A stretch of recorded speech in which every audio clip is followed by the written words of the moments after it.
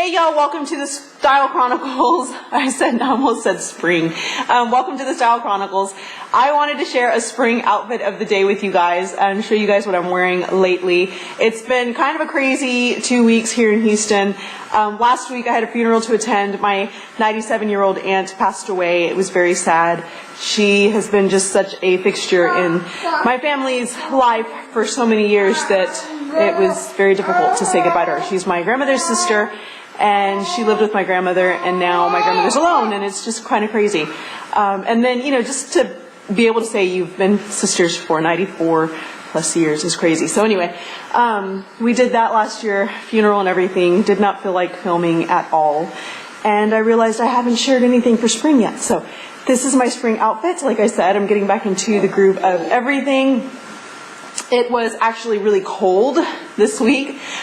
Cold, like I put all my sweaters away and pulled out most of my shorts and then had to go back and get most of my sweaters out again because it was so cold. So this is kind of warming up again, and this is just what I'm wearing today. Let me share with you guys what I have on.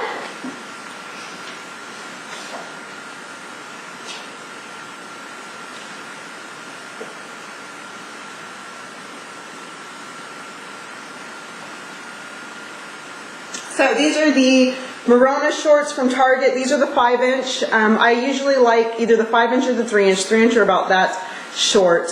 But these are, like I said, the 5-inch. They're a little bit more appropriate for, you know, all different times. I prefer the 3-inch. They're just a little shorter, but it shows more muscle off if your legs are toned.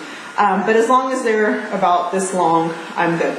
So these, like I said, they have a really pretty little pattern. It's like a blue and green kind of diamond. I don't know if you can see it. It's pretty. And then this chambray shirt, which is from not J. Crew. I have one from J. Crew. This is the Gap. From the Gap. It's just a button down. It's a simple button down shirt. You can tuck it in or tie it at the waist or do very many different things with it. And then my shoes, which are Superga tennis shoes. And I'll show you these. They're really pretty. They're floral and just different kind of tones of blue and teal and lime green, and I like how they pair with lots of different things. So definitely liking those. And then my Kendra Scott, that green is kind of repeated in the turquoise color. And my Kendra Scott earrings right here, which I got from Rocksbox, like I always say. And you can use my code, which is ERICKABFF, on Rocksbox for your first month for free, which is really, really neat because you can experience it without having to pay the $19 monthly fee. So that's nice. And then my but my necklace, it's the diamonds diamonds by the yard or diamonds on a string from Tiffany. I don't have anything else on because I'm always carrying my daughter, and rings and watches and bracelets always scratch her. So I try not to wear anything that would scratch her throughout the day. So that's that. On my face, I do have on my Makeup Forever Ultra HD Foundation in Y210. It's a little bit deeper than the color I originally started with, just because I find it's matching my neck a little bit better. My cheeks, I have on Max Gingerly, which has become my new favorite blush. Like, it's so fantastic. It's kind of a peachy pink, but it's not coral. It's not really orange, which I can't stand orange corally blushes. It's more of a peachy brown, if anything. So I really like it. I think it goes good with a contour. Like if you do a heavy contour, it goes really, really nicely.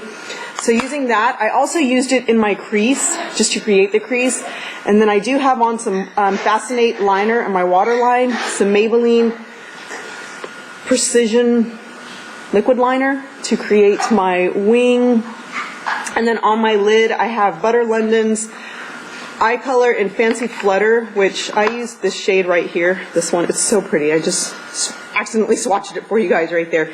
But a very pretty color. It shows up peachy green. There's like, I don't know, it's so many different colors. It's kind of like MAC's blue-brown pigment, but this one is more brown, kind of peach green. It's really pretty. It's, I don't know, it's like iridescent. The way that a roach looks in the sunlight, which is really gross to describe it, but it's got that kind of iridescence look to it. It's just so, so pretty.